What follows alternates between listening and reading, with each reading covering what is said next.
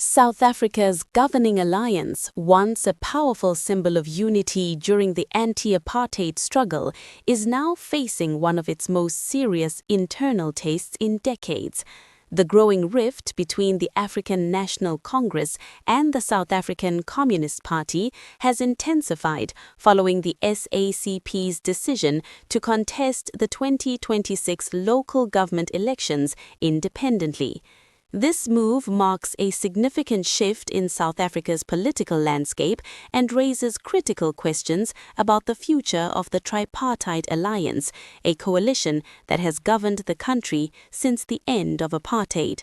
Formed in 1990, the alliance between the ANC, the SACP, and Labour Federation COSATU played a central role in the liberation struggle and the transition to democracy.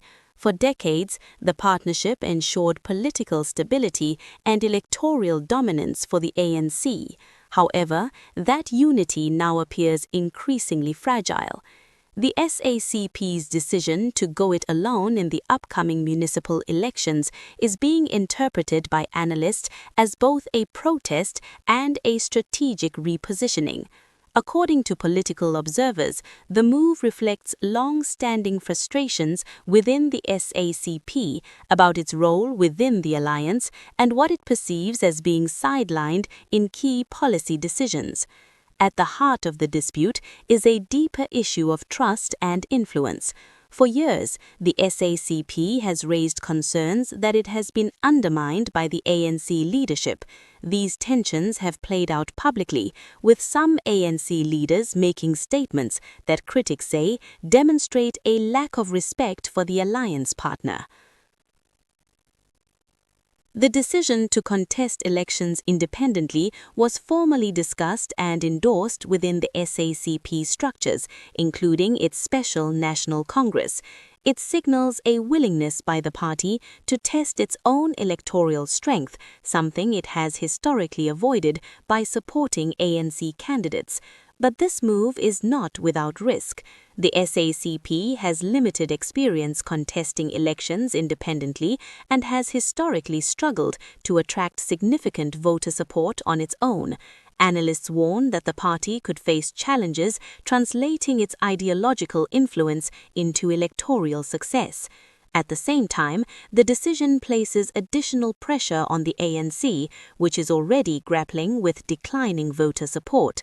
In recent years, the ANC has experienced a steady erosion of its electoral dominance.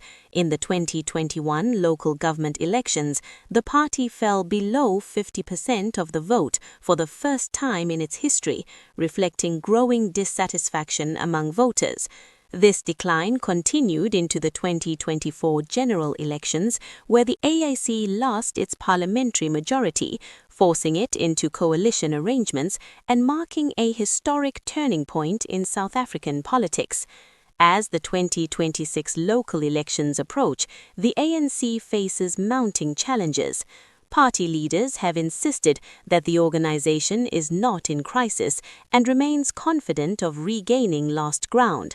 Secretary General Fikile Mbalula has stated that the ANC aims to secure more than 50% of the vote in the upcoming elections, despite internal tensions and external competition. However, the emergence of fractures within its own alliance could complicate that goal. The SACP's independent participation introduces a new dynamic into an already crowded political landscape, where hundreds of parties are expected to contest municipal elections across the country. Beyond electoral strategy, the rift also reflects deeper ideological differences. Historically, the SACP has been critical of certain economic policies adopted by ANC-led governments, arguing that they do not adequately address inequality and working-class concerns. These disagreements have resurfaced in recent years, contributing to the growing distance between the two organizations. There are also questions about the long-term implications of the SACP's decision. Some analysts believe the move could be a testing ground for a more permanent political shift, potentially leading to a broader realignment on the left. discussions around a possible left front involving trade unions and other progressive movements have already begun to emerge. Others see it as a tactical move designed to pressure the ANC into addressing the SACP's concerns more seriously. For the ANC leadership, the situation presents a delicate balancing act. On one hand, the party must maintain unity within the alliance to preserve its historical base of support.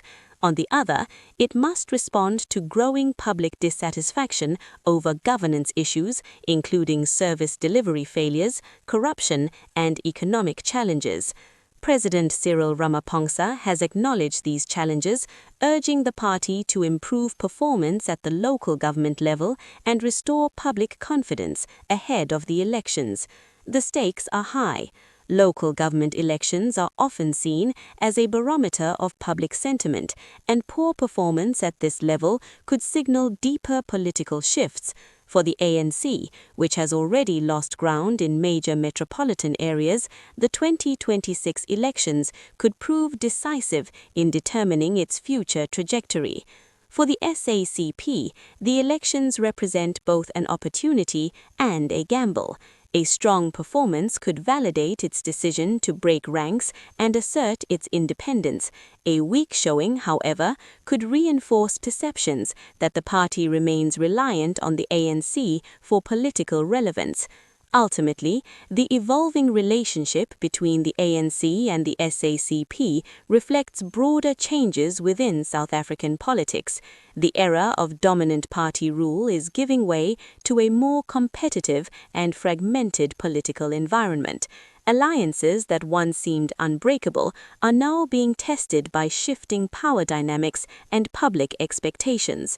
What remains clear is that the outcome of this rift will not only shape the future of the tripartite alliance, but could also redefine the balance of power in South Africa's democracy. As the country moves closer to the 2026 local elections, all eyes will be on how these tensions unfold and whether the alliance that helped bring freedom to South Africa can adapt to a new political reality.